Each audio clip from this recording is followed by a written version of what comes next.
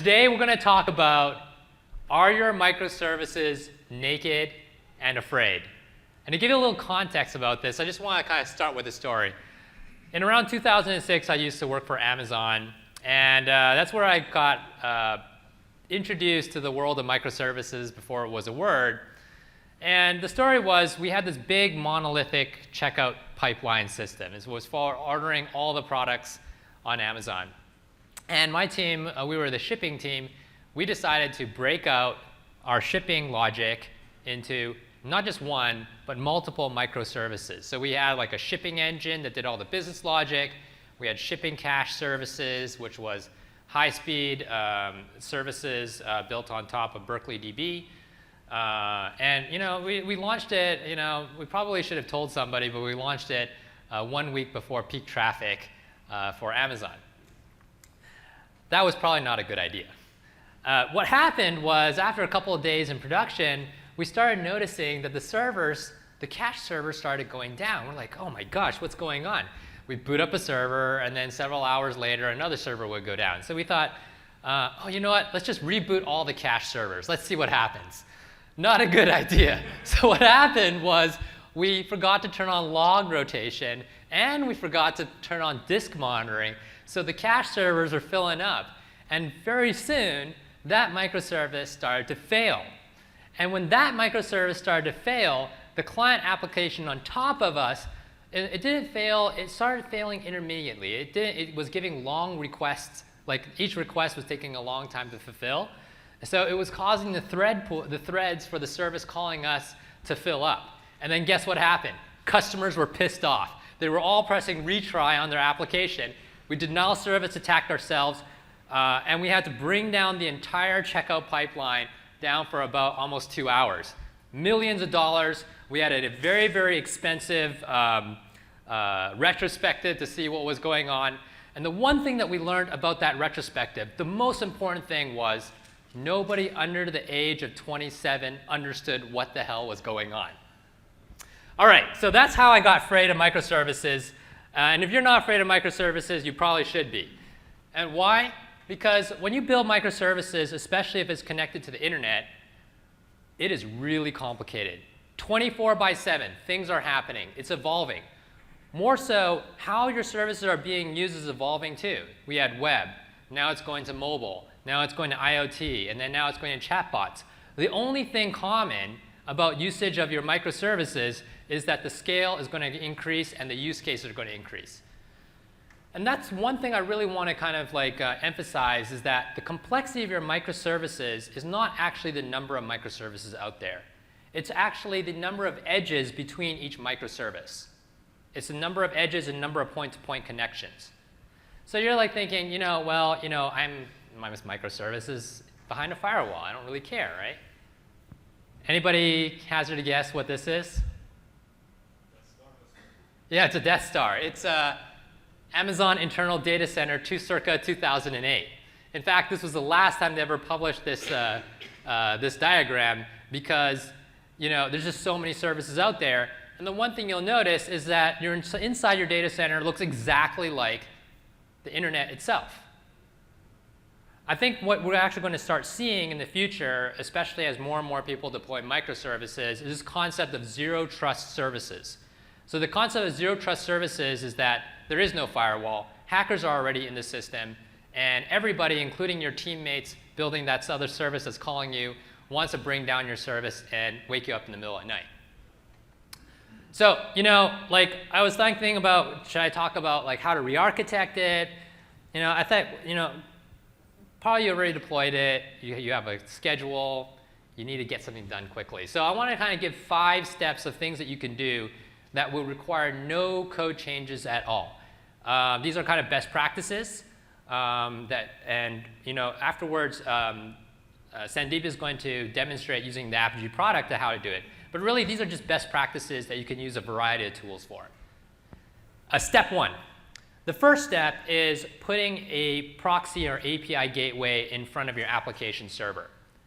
And the reason why you would want to do this is because concerns like security, traffic mediation, quota limits, all these kinds of things, it's actually much better to separate out from your application server rather than having the application server inside its own process be able to handle this. And there's a number of reasons why you want to do this. Number one is, gateways, API gateways are purpose-built for that problem, right? When you're building like an application within a Java server or let's say Golang or something like that, they're not really kind of geared towards that. So being able to shift those concerns into a separate tier becomes very useful.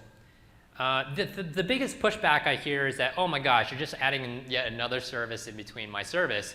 Are you not creating more complexity? Are you not creating more lag? Well, if your service can't take like an extra 10 milliseconds of lag to do some security and authentication, you probably didn't design your microservice the correct way in the first place. That's a whole other story on how to optimize latency. The second thing is that by having a proxy or a gateway exposed externally, it allows you to have a variety of different type of languages that you can use for the backend systems, whether it's Golang, Ruby, et cetera, and you don't have to worry about instrumenting that application server with all the analytics and security and all those kinds of cross non-functional requirements. And it doesn't have to be like one single monolithic gateway. There's proxy services, there's gateways now that are so small that it can actually run in the same container as your application server itself. So it would proxy all the calls before it hits your application server, so that your application server never has to field requests that it's not supposed to. All right, step 2. Stay on the lookout. So you've just added in an API gateway. You're starting to collect some metrics. The first thing I suggest you to do is take a look at the performance of your microservices. And the reason why is because it turns out that it's very hard, just by shaving a little bit of time off of the performance of your services, it could actually lead to big increases in business results, like checkout conversion. Some statistics show that, like in around the 2000s, the tolerance for delay was somewhere around 5 seconds for checkout. But now it's 2 seconds, right? So every 100 millisecond that you could shave off of your microservice could actually have a big impact on your end service. All right, next one. Protect your backend from spikes. Traffic spikes and backends don't work together literally and figuratively. And why is this bad? We talk about the circle of code. I like to call it the microcircle of doom. And it goes something like this. When you get a traffic spike hitting a microservice, what ends up happening is that you use up the resources. Usually it's CPU that gets used up. And then what actually ends up happening is that the service doesn't fall down immediately. What it does is it creates long request times. And what long request times do is that your service above you, that's your microservice calling you, start taking long amounts of time too. So it's not only using up all the threads in its thread pool, but then it might also start doing some retries as well, because there are going to be timeouts, causing even more spikes. And last but not least, if you think about the service above that, that's the actual human being who's pissed off that the service is slow. They're going to be pressing retry, and it just gets worse and worse and worse. And eventually your entire system goes down, and you have to you can't rely on the fact that your clients are doing things like exponential backoff, things of that sort. It'd be great if you could rely on that, but nobody does that, right? This is the real world. People don't really care about your service as long as they can call it. All right, so the simple thing to do is just put a filter in, right? You filter out so that you're using you never let your backend service hit 100% usage, right? It's better that your filter, so when you put a filter in, the idea is that if you go over the quota or the limit, you just fail immediately, fail fast. The worst thing you could ever do is to actually just let the request hang and then cause your clients above you to be slow as well.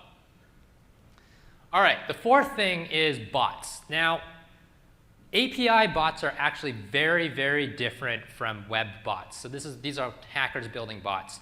And the reason why is because the API is unlike HTML where, if there's a bot, you still have to parse the HTML to get the result. APIs usually they're machine readable, and then also too, there's a tendency for API developers to create to provide more information than what's really necessary within the UI application. So it's a larger surface area of attack, and it's also a lot. And because of that, we see a lot more what you call low and slow attacks against APIs, rather than your traditional denial of service attack on bots. The next thing that makes API bots really, really painful is they try to masquerade themselves as mobile apps. Because at the end of the day, a lot of these APIs exposed out to the world are being called by mobile apps. And you can't really tell the difference because these bots are pretty smart. So what's the solution? Well, it's actually going to be a combination of machine learning and crowdsourcing. So you would use machine learning to kind of like determine whether the pattern is an anomalous pattern or not. But when I say crowdsourcing, what I'm saying is that you should try to share data with another company within your same vertical with the same with very similar attack vulnerabilities, right?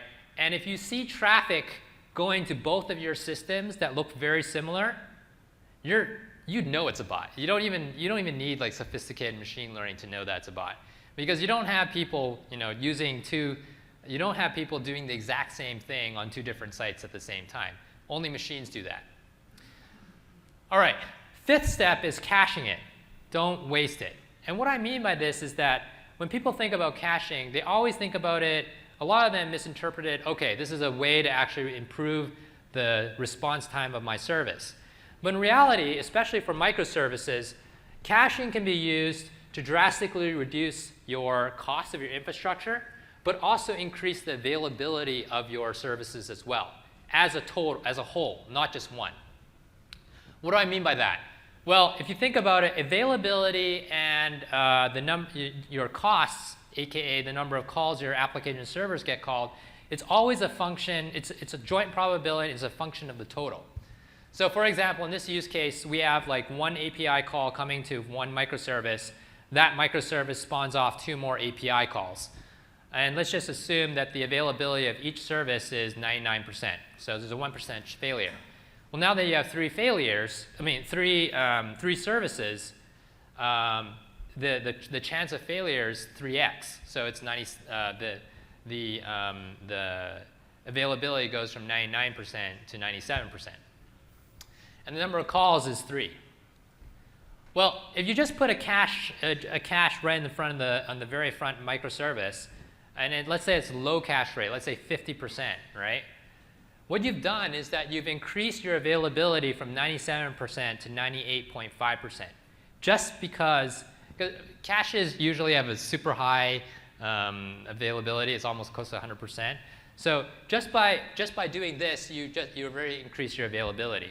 And furthermore, you have the number of application server calls you need to make. That means you get to have the amount of infrastructure you need to provision for all your microservices.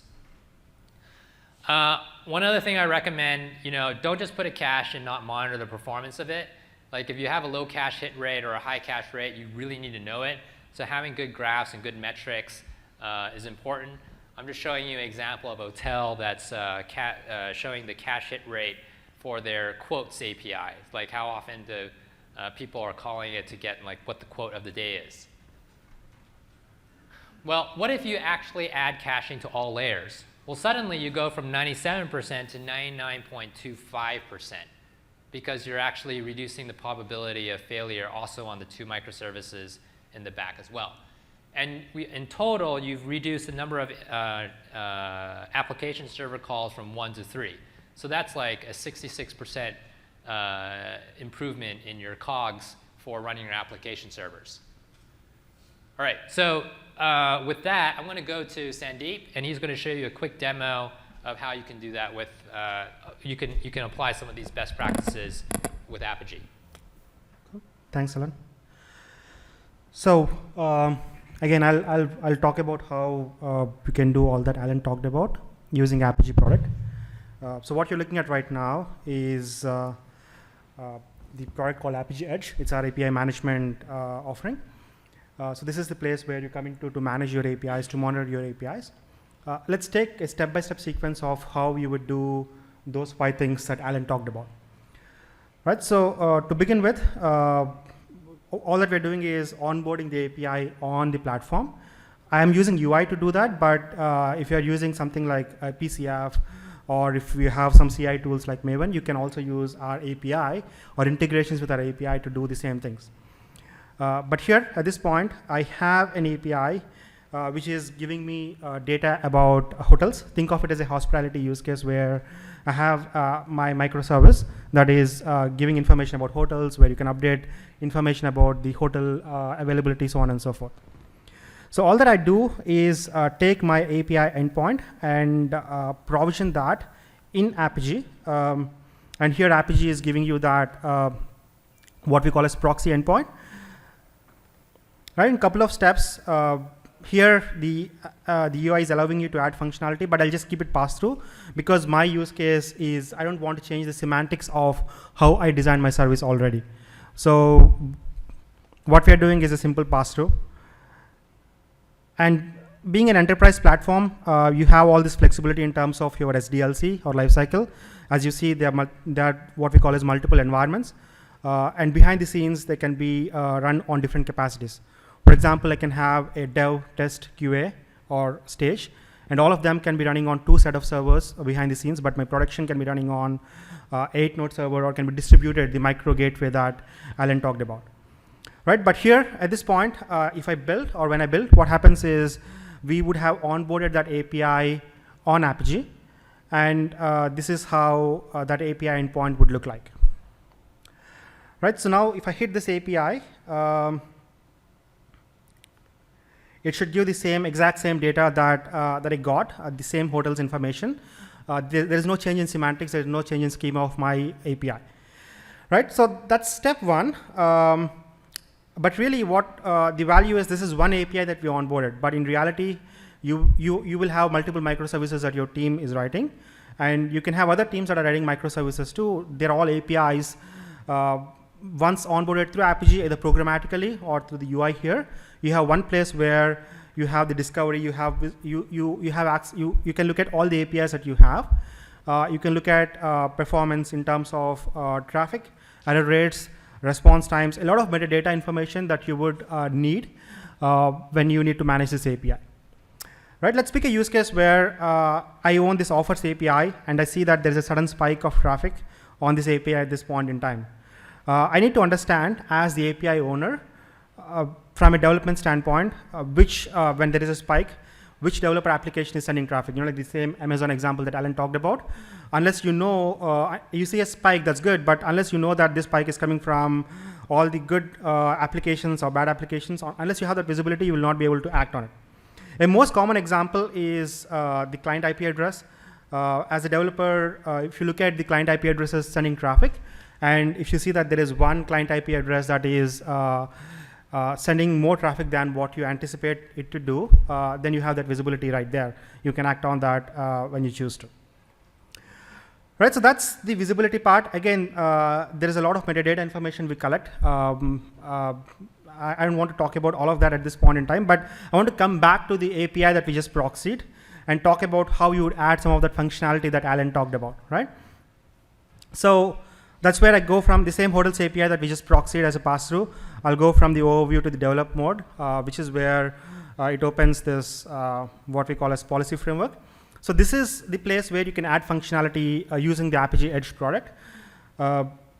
So a lot of the policies that you see here, they do simple things to complex things. There are policies that do things like spike arrests that Alan talked about, or things like JSON threads, XML thread productions. All of these you can do, you can add without changing the semantics of your API.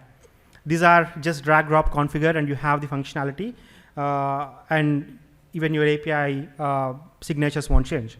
But there could be other policies, things like more complex policies like mediation. If you have a SOAP service, translate that to REST. That could be a mediation policy, add a SAML assertion. Those, when needed, where needed, you will add them.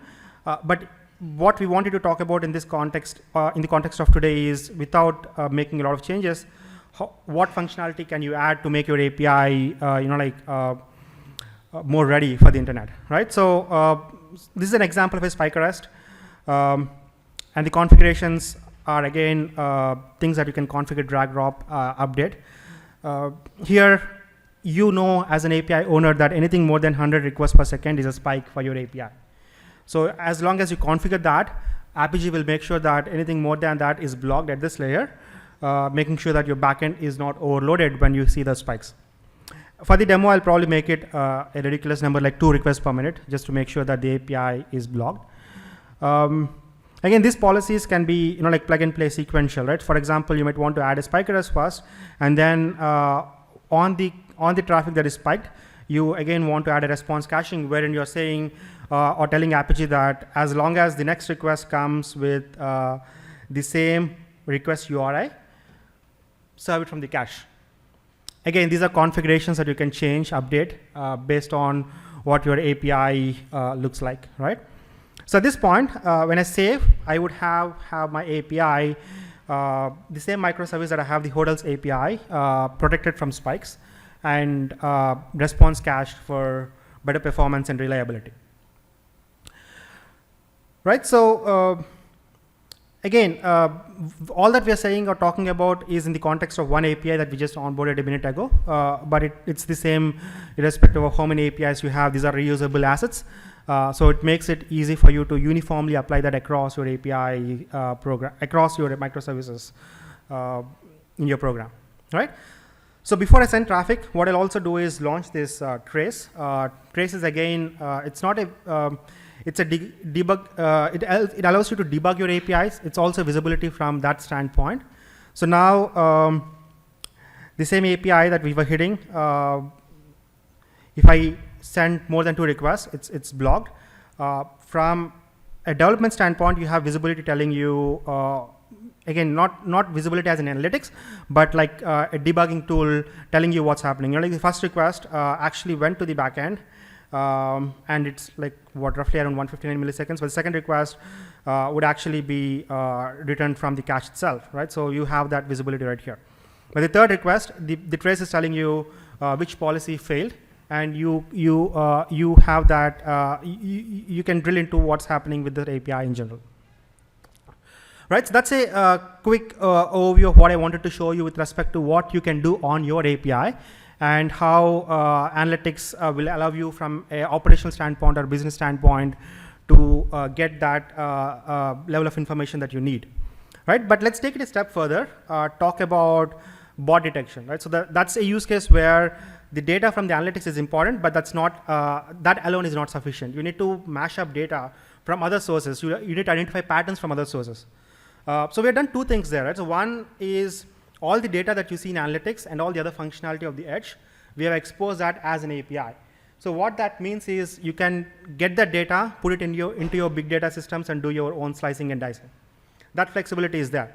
But what we have also done is taken it a step further, and based on the patterns that we're seeing from all our hundreds of customers, we are giving you patterns and telling you whether this traffic, based on the analytics data and the additional pattern data that we collected, is a bot or not a bot.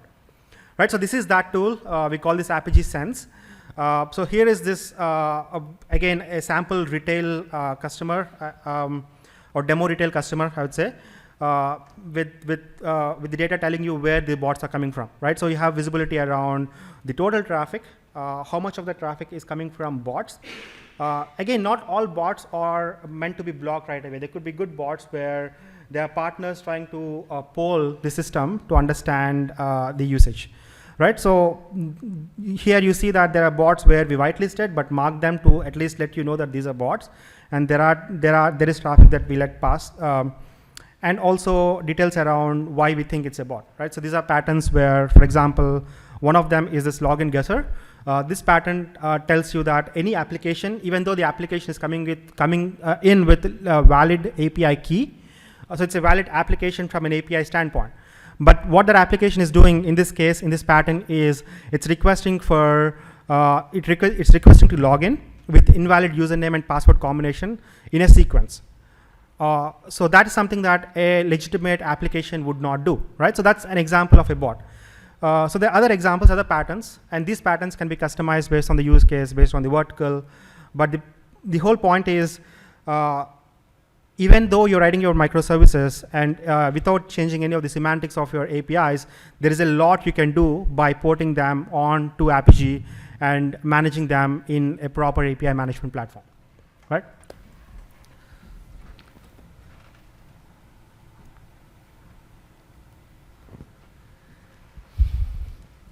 So just to recap, the 5 steps to make your microservices just a little bit covered up and less afraid.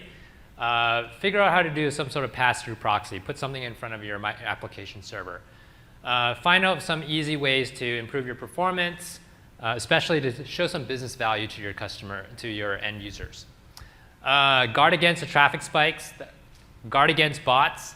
And last but not least, use caching to improve your availability and reduce your infrastructure costs. Thank you.